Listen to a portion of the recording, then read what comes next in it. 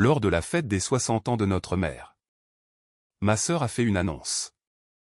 Elle a dit que je faisais juste des tableaux Excel pour le gouvernement. Son plus gros client a ri. Puis il a vu ce qui se trouvait à l'intérieur de ma veste. Je lui ai dit doucement que le transfert bancaire était gelé. Il n'allait nulle part. Ma sœur m'a présenté à son plus gros client comme celle qui gagne sa vie avec des tableaux Excel juste avant que son nom n'apparaisse sur mon mandat d'arrêt. Elle n'avait aucune idée de la réalité. La femme qu'elle venait de passer 20 minutes à humilier devant 40 invités était la raison pour laquelle des agents fédéraux étaient déjà stationnés dehors. C'est ici que cette histoire commence vraiment. Et croyez-moi, vous allez vouloir rester jusqu'à la fin. Laissez un commentaire pour nous dire d'où dans le monde vous regardez aujourd'hui. Le trajet du bureau jusqu'à la maison de ma mère prend exactement 34 minutes dans une bonne journée. Je l'ai fait en 22 minutes. Cela en dit long sur mon état d'esprit ce soir-là. J'avais passé les 11 derniers jours intégrés dans une opération de surveillance financière. Je survivais avec de la nourriture de station-service. Je buvais du café et je dormais par cycle de 4 heures dans une berline du bureau. Mes yeux ressemblaient à du papier de verre. Ma veste avait une tache de café sur le poignet gauche que je cachais avec ma montre. Je n'étais pas du tout prête à entrer dans une fête selon des critères raisonnables. Mais c'était l'anniversaire des 60 ans de ma mère. Ma sœur m'envoyait des messages depuis 3 semaines d'affilée. Ces rappels devenaient de plus en plus directs pour dire que ma présence n'était pas négociable. Elle m'écrivait de ne pas les embarrasser en annulant encore une fois. Maman méritait une nuit où toute la famille est présente. Je me souviens avoir lu ce message dans le parking du bâtiment fédéral. J'ai ressenti la culpabilité spécifique et épuisante de quelqu'un qui a manqué trop de dîners pour les compter. Ce n'était pas parce qu'elle ne voulait pas être là. C'était parce que le travail ne fait pas de pause pour les anniversaires. J'avais manqué la fête familiale 2 années de suite. J'avais appelé le matin de Noël depuis une salle de serveur à Phoenix. Pour le dernier anniversaire de ma mère. J'avais envoyé des fleurs et une carte arrivée avec 2 jours de retard. J'ai donc conduit jusqu'à la fête. Je ne suis pas rentré chez moi pour me changer d'abord. Je suis allé directement du bureau dans mes vêtements de travail. Je portais un pantalon sombre et une veste gris anthracite simple. Mes identifiants du bureau étaient attachés dans la poche de ma veste. Une tenue modeste et délibérément facile à oublier. C'est le travail. La maison brillait quand je me suis garé. Ma mère avait accroché des lumières blanches le long de la rampe du Porsche. C'étaient les mêmes qu'elle sortait à chaque occasion importante. Des voitures bordaient les 2 côtés de la rue. À travers la fenêtre de devant, je pouvais voir les silhouettes des gens bouger. La lumière intérieure était d'un ambre chaleureux. Je voyais le flou d'un événement traiteur pour lequel je n'avais certainement pas été consulté lors de la planification. Je me suis assise dans la voiture un instant. Juste un instant. J'ai appuyé l'arrière de ma tête contre l'appui-tête et j'ai respiré. Je me suis dit que je pouvais tenir 3 heures. J'avais fait des choses plus difficiles que 3 heures. La porte d'entrée s'est ouverte avant que je ne puisse frapper. Ma sœur se tenait là dans une robe qui coûtait plus cher que le paiement mensuel de ma voiture. Un vert émeraude profond. Une coupe sur mesure. Le genre de choses qui annoncent son prix sans dire un mot. Elle s'était fait coiffer par un professionnel. Elle était objectivement extraordinaire. Elle l'était toujours. Elle a remarqué que j'avais réussi à venir. La chaleur dans sa voix avait une limite. Une chaleur pratiquée qu'elle utilisait avec les clients. J'ai souhaité un joyeux anniversaire à maman en levant la bouteille de vin prise à la boutique du coin. Elle a regardé la bouteille. Elle a ensuite regardé ma tenue. Quelque chose a changé dans son expression. Un subtil resserrement autour des yeux. Elle a reculé pour me laisser entrer. Elle a constaté que j'étais venu directement du travail. Ce n'était pas une question mais un verdict. J'ai répondu que mon vol avait été détourné. C'était plus facile que la vérité. La maison était pleine. Ma mère avait invité la famille élargie. Il y avait 2 tantes. Un groupe de cousins. D'anciens voisins. Son club de lecture. Le couple d'à côté venait à chaque événement familial depuis 1987. Et il y avait des personnes que je ne reconnaissais pas parmi les visages familiers. Ils avaient des vêtements plus nets. De meilleures chaussures. Ils avaient la posture particulière des gens habitués à être la personne la plus importante dans n'importe quelle pièce. Ma sœur avait invité ses clients. J'ai trouvé ma mère dans la cuisine. Elle supervisait le personnel du traiteur avec l'intensité concentrée d'un général sur le terrain. Elle s'est illuminée quand elle m'a vu. De manière authentique et totale comme elle le faisait toujours. Elle m'a serré dans ses bras pendant longtemps. Cela a duré plus longtemps que tous les mots qu'elle aurait pu prononcer. Elle a murmuré que j'étais venu. J'ai répondu dans son épaule que je venais toujours. Ce n'était techniquement pas vrai mais cela semblait vrai sur le moment. Elle s'est reculée et a lissé mon revers à deux mains. Elle m'a regardé comme seules les mères le font. Elle faisait l'inventaire pour s'assurer que tous les morceaux étaient encore là. Elle a baissé la voix pour me dire que ma sœur avait des gens importants ici ce soir. C'est une grosse affaire sur laquelle elle travaille depuis des mois. Elle m'a demandé d'être juste patiente avec elle car elle était nerveuse. J'ai répondu que je suis toujours patiente. Ma mère m'a jeté un regard significatif. Ce regard voulait dire qu'elle se souvenait de chaque fois où cela n'avait pas été le cas. J'ai pris un verre d'eau dans la cuisine et je suis allé dans le salon. La foule s'était séparée naturellement en groupes. La famille d'un côté. Les contacts professionnels de l'autre. Ma sœur se déplaçait fluidement entre les deux comme un diplomate lors d'un sommet. Elle avait un don pour cela. Ma sœur pouvait entrer dans n'importe quelle pièce et savoir exactement à qui il valait la peine de parler en moins de 20 minutes. Elle savait exactement ce qu'il voulait entendre. Elle avait bâti une sérieuse entreprise immobilière sur ce talent. Des propriétés commerciales. Des résidences haut de gamme. Des développements à usage mixte. Elle était douée pour cela. Vraiment douée. Je ne lui avais jamais envié cela. Ce qui m'avait parfois dérangé était la façon dont elle semblait avoir besoin que je sois plus petite pour qu'elle puisse se sentir plus grande. Cela a commencé quand nous étions adolescentes. Elle avait 2 ans de plus. C'était elle qui sortait et socialisait pendant que j'avais le nez dans les livres. Elle s'est lancée dans les affaires. Je me suis lancé dans la comptabilité. Puis dans le service fédéral. Puis dans un parcours professionnel que je n'étais pas autorisé à décrire en détail à la plupart des gens. Pour ma famille, je travaillais pour le gouvernement fédéral en faisant des enquêtes financières. Ma mère comprenait cela comme si j'auditais des entreprises pour fraude fiscale. Ma sœur avait décidé à un moment donné que cela signifiait que je m'asseyais dans un bureau éclairé au néon pour traiter des formulaires. Elle n'avait pas tout à fait tort. Cela implique beaucoup de paperasse. J'ai trouvé une place près de la bibliothèque et j'ai observé la pièce. Une vieille habitude. J'ai catalogué les sorties. J'ai noté qui parlait à qui. J'ai identifié les groupes d'énergie et les bords où elles s'amincissaient. Ma sœur était de l'autre côté de la pièce maintenant avec un groupe de 3 personnes que je ne reconnaissais pas. Il y avait 2 hommes et une femme dans la cinquantaine. Ils avaient tous le genre de bronzage qui vient de vrais loisirs plutôt que d'un accident. L'un des hommes riait de quelque chose que ma sœur venait de dire. Il était grand et avait les cheveux argentés. Sa montre accrochait la lumière chaque fois qu'il bougeait la main. Je l'ai regardé un instant de plus que les autres. Il y avait quelque chose dans l'angle de sa mâchoire. La façon dont il tenait son verre. La façon particulière dont il souriait sans que cela n'atteigne ses yeux. Ma sœur m'a surprise en train de regarder. Elle a soutenu mon regard une seconde. Puis elle s'est délibérément détournée. Elle a orienté son corps pour me tourner partiellement le dos. Une petite exclusion pratiquée.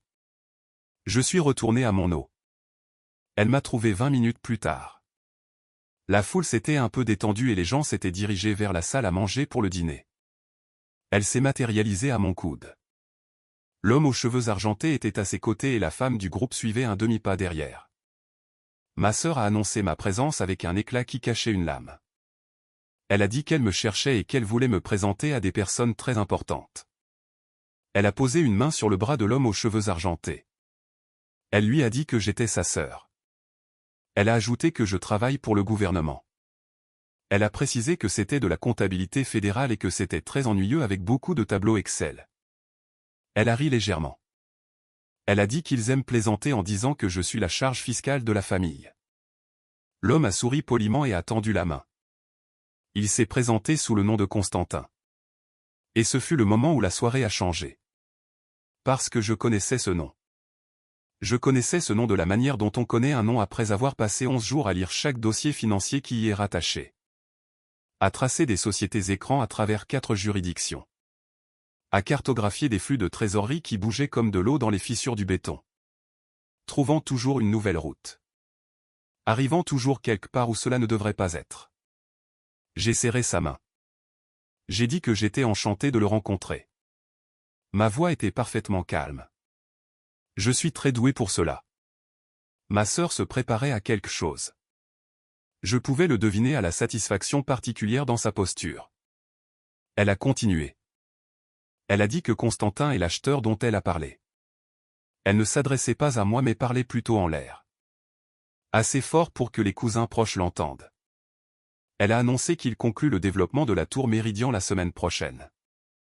La plus grande transaction commerciale de l'État ce trimestre. Elle m'a regardé. 340 millions d'euros. Un petit murmure d'appréciation est venu des cousins qui étaient assez proches pour entendre le chiffre. J'ai dit que c'était impressionnant. Ma sœur a répondu que c'est ce qui arrive quand on fait du vrai travail. Toujours avec ce sourire éclatant. Elle a ajouté que tout le monde ne finit pas par brasser du papier dans un bâtiment gouvernemental. Certains construisent réellement des choses. C'était là. La chose qu'elle voulait dire depuis que j'avais franchi la porte. Les cousins ont ri doucement. Quelques tantes m'ont regardé avec une neutralité pratiquée. Cela signifiait qu'elles avaient déjà entendu des variations de cela. J'ai regardé Constantin. Il m'observait avec la gentillesse professionnelle d'un homme habitué à ignorer poliment les dynamiques familiales inconfortables. J'ai dit que 340 millions d'euros était une transaction importante. J'ai demandé si c'était un financement entièrement national. Quelque chose a changé. Juste à peine. Un micro-ajustement dans les muscles autour de ses yeux. Il a dit facilement que c'était un mélange. De l'investissement international et un peu de capital investissement. J'ai demandé où à l'international. De la même manière que je demanderais à quelqu'un ce qu'il aimerait boire. Ma sœur a fait un léger pas devant moi. Le mouvement était assez subtil pour sembler accidentel. Elle a dit à Constantin avec un petit rire que je fais cela à cause de toute cette formation en comptabilité. Elle a ajouté que je ne peux pas m'empêcher de poser des questions sur l'argent et que c'est très gênant lors des fêtes. Constantin a répondu qu'il imaginait que oui. J'ai dit agréablement que je les laissais à leurs invités. J'ai touché le bras de ma sœur et je me suis excusé. J'ai traversé la pièce pour me glisser dans le couloir et j'ai sorti mon téléphone. L'agent responsable du dossier a décroché à la 2e sonnerie. J'ai dit que c'était moi en gardant la voix basse. J'ai dit qu'il devait sortir le dossier de la tour Méridien tout de suite. L'acheteur est à la fête d'anniversaire de ma mère. Il a demandé de répéter. J'ai dit que Constantin est ici. Ma sœur est le courtier immobilier sur l'affaire de la tour Méridien. Elle travaille avec lui depuis des mois. Elle ne le sait pas. Une autre pause a suivi. Plus longue cette fois. Il a demandé s'il savait qui j'étais. J'ai dit pas encore. Mais il le saura. J'ai serré sa main et il va faire des recherches sur moi. Il a demandé combien de temps nous avions. J'ai regardé vers le salon. Ma sœur remplissait le verre de Constantin. Elle faisait des gestes vers la fenêtre et décrivait probablement la vue depuis les appartements en terrasse. J'ai dit 1 heure. Peut-être moins s'il a quelqu'un de rapide. Il a dit qu'il allait avoir le procureur des États-Unis au téléphone et que nous avons l'approbation pour la surveillance bancaire.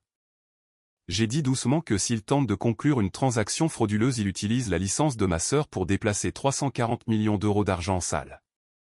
J'ai ajouté que si cela se conclut, elle tombe avec. Elle ne sait pas ce qu'il est. Elle pense que c'est un acheteur légitime. Elle fait techniquement partie de la transaction. Il a dit qu'il savait. J'ai fermé les yeux une demi-seconde et j'ai dit que je savais. J'ai dit que j'avais besoin qu'il agisse assez vite pour que nous puissions la séparer de la responsabilité. Elle n'est pas impliquée. C'est un outil. J'ai besoin que ce soit établi avant toute arrestation. L'agent responsable était silencieux. J'ai dit que c'était ma famille et c'est pourquoi je l'appelle au lieu de partir. J'ai dit d'obtenir le procureur des États-Unis et que je vais le garder dans la maison. J'ai raccroché. Je suis resté dans le couloir un moment. Le bruit de la fête pressait chaudement contre les murs autour de moi. Et j'ai pensé à ma sœur. À la façon dont elle s'était penchée vers Constantin comme s'il était un prix qu'elle avait gagné. À tout le travail qu'elle avait mis dans cette affaire. Les mois d'appel. Les visites de site. Les négociations. Le tableau d'inspiration qu'elle avait presque certainement fait pour la tour Méridien parce qu'elle fait des tableaux d'inspiration pour tout. Elle avait construit quelque chose de réel et quelqu'un l'avait utilisé. Je suis retourné à la fête.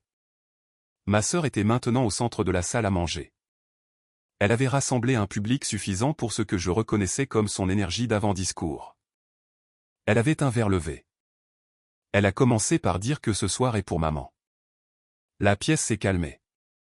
Elle a ajouté qu'elle veut aussi célébrer le fait que cette famille ne cesse jamais de grandir. Elle a dit que nous avons de nouvelles personnes ici ce soir avec de nouvelles amitiés et de nouvelles opportunités. Elle a regardé Constantin. Elle a dit que parfois les meilleures choses arrivent quand on sort de sa zone de confort et qu'on construit quelque chose de plus grand que soi. De polis applaudissements ont retenti. Elle a dit qu'elle veut dire quelque chose à propos de sa petite sœur.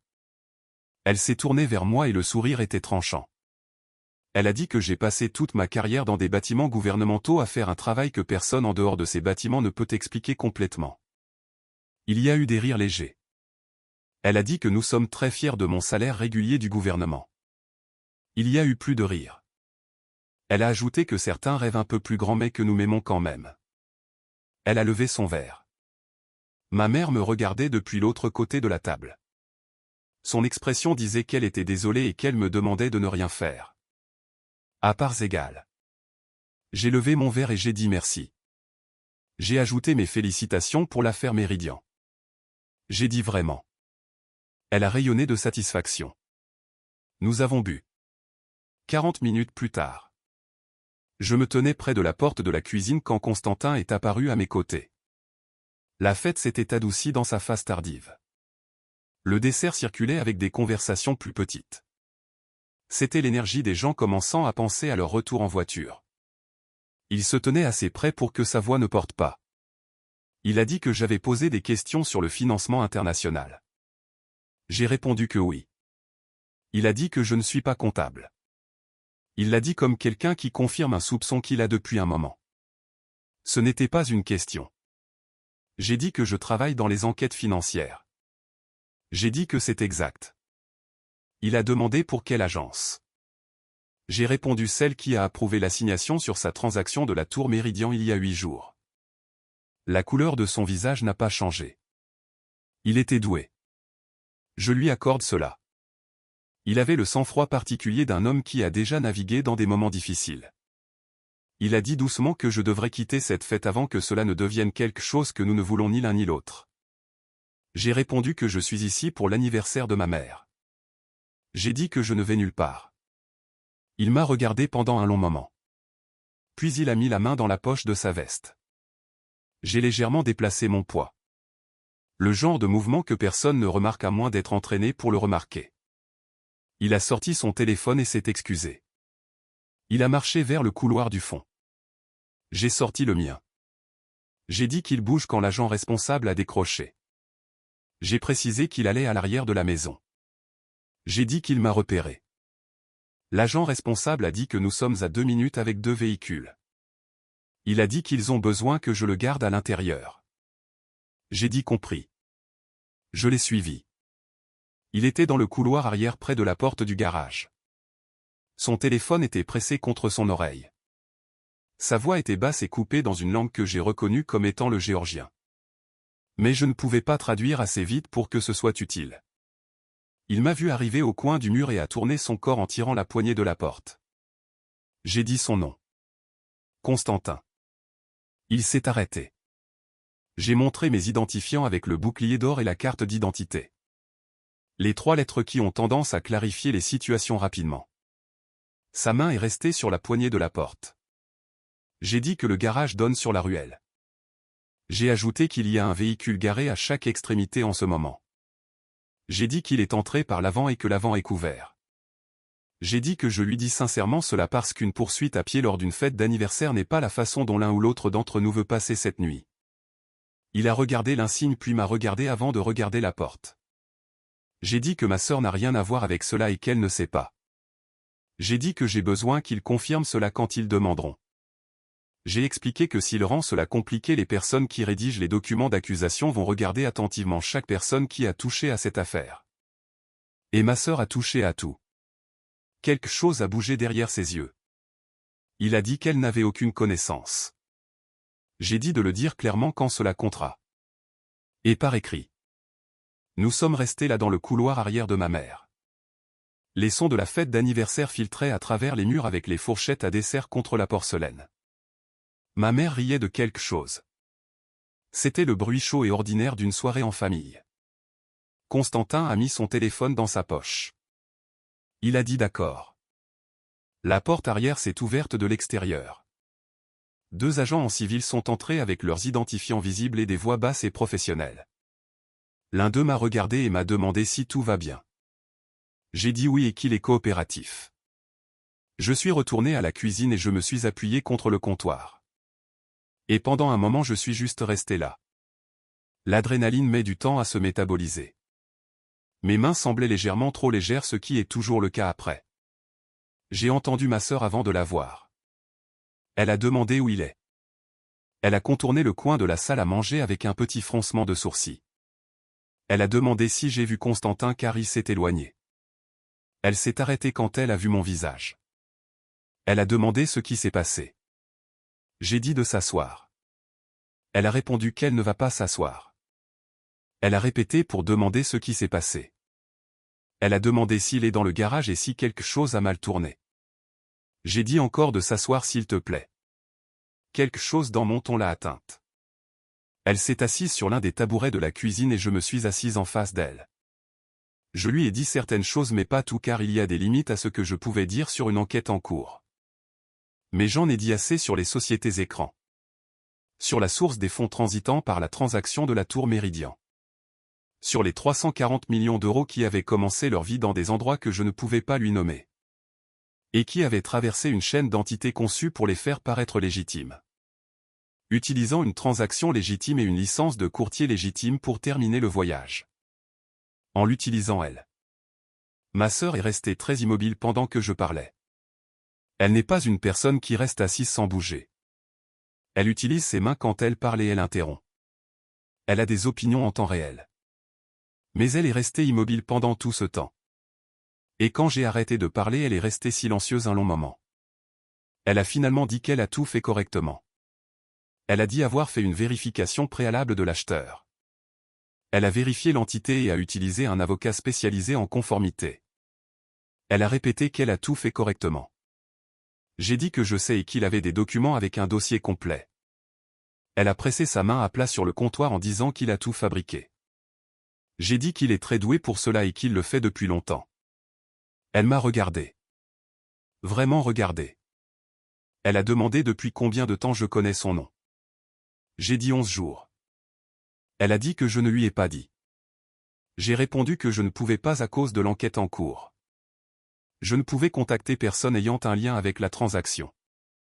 J'ai dit que cela aurait compromis l'affaire. Elle a dit que je me suis assise au dîner ce soir et que je l'ai laissé se tenir là et annoncer cette affaire comme si elle était stupide. Elle s'est arrêtée. Sa mâchoire était serrée. Elle a dit que je l'ai laissé passer pour une imbécile. J'ai dit que je l'ai laissée en sécurité. J'ai dit qu'au moment où je lui aurais dit son nom, elle serait devenue une personne avec une connaissance préalable. J'ai dit que c'est une exposition légale et que je la protégeais. Elle a détourné le regard par la fenêtre au-dessus de l'évier vers la cour sombre. Elle a dit que ces hommes dans le garage sont des agents fédéraux. J'ai dit oui et que c'est l'unité des crimes financiers. Elle a dit que je ne suis pas une comptable du gouvernement qui traite des tableaux Excel. J'ai dit que je traite beaucoup de tableaux Excel et que cette partie était exacte. Ma sœur a regardé ses mains sur le comptoir. Elles étaient parfaitement manucurées comme toujours. Elle avait une bague à la main droite qu'elle s'était achetée l'année où elle avait conclu sa première affaire à 1 million d'euros. Elle a demandé ce qui arrive à sa licence. Sa voix était très prudente. J'ai dit que c'est pourquoi j'ai confirmé sa déclaration selon laquelle elle n'avait aucune connaissance avant qu'il ne soit menotté. J'ai dit que c'est officiellement enregistré. Elle est restée silencieuse à nouveau. Elle a dit que j'avais prévu cela. J'ai dit que j'espérais cela. J'ai ajouté que prévoir et espérer sont des choses différentes mais qu'elles atterrissent parfois au même endroit. Elle a ri.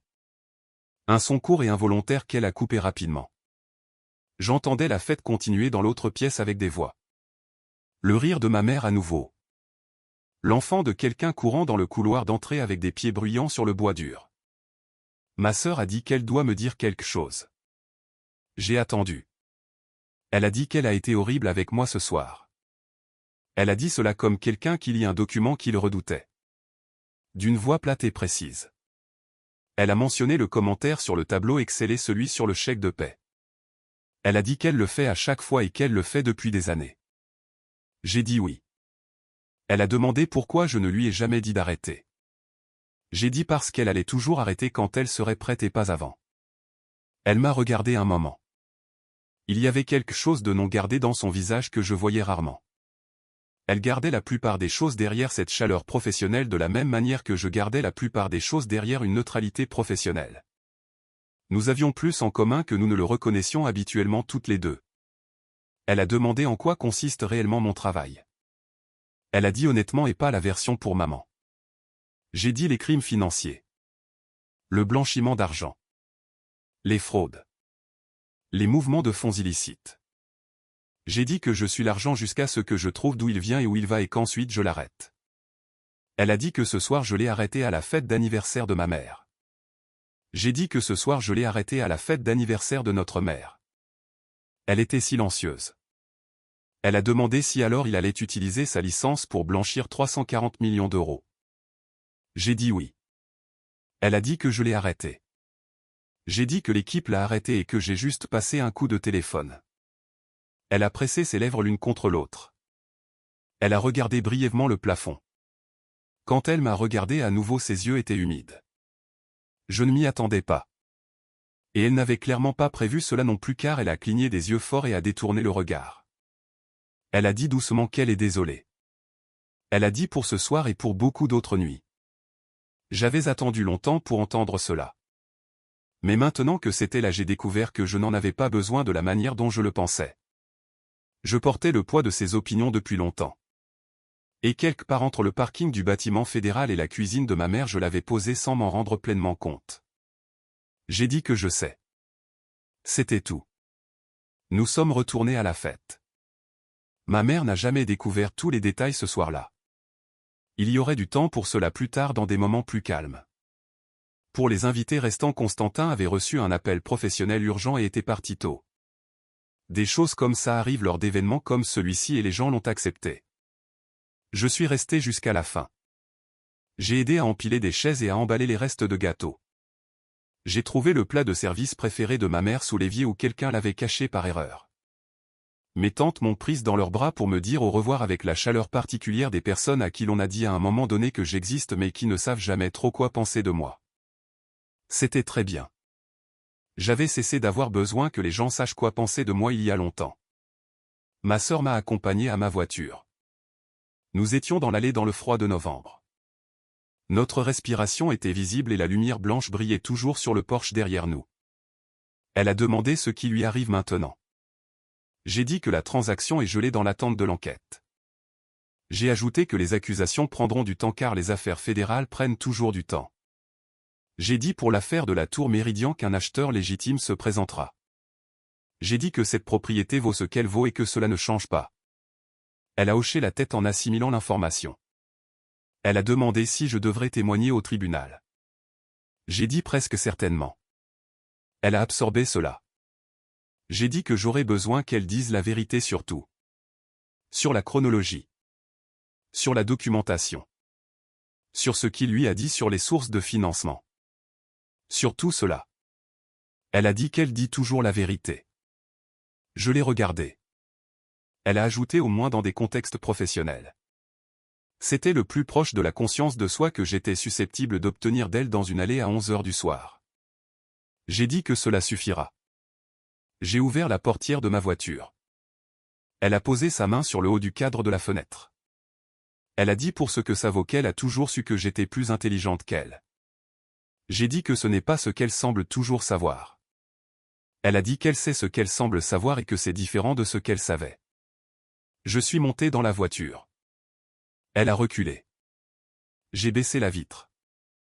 J'ai dit que la prochaine fois qu'elle a un acheteur qui veut conclure en moins de 60 jours une transaction commerciale à 9 chiffres avec un financement international et aucun historique public. J'ai dit de m'envoyer le nom avant de signer quoi que ce soit. Elle m'a regardé et a demandé si je suis sérieuse.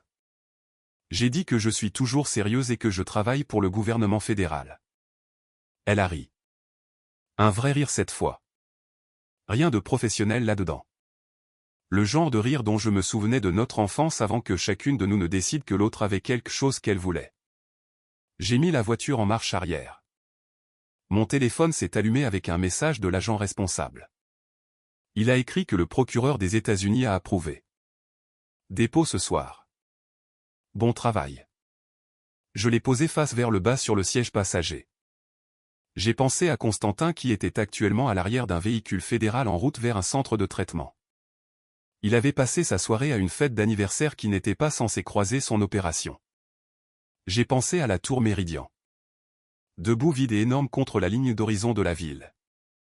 Attendant de l'argent qui n'arriverait maintenant jamais. J'ai pensé à ma sœur. Debout dans cette allée dans sa robe émeraude. Se tenant très immobile de la même manière que les gens le font quand ils viennent de réaliser à quel point ils sont passés près de quelque chose de grave. Et j'ai pensé à ma mère quelque part derrière ces lumières blanches du porche.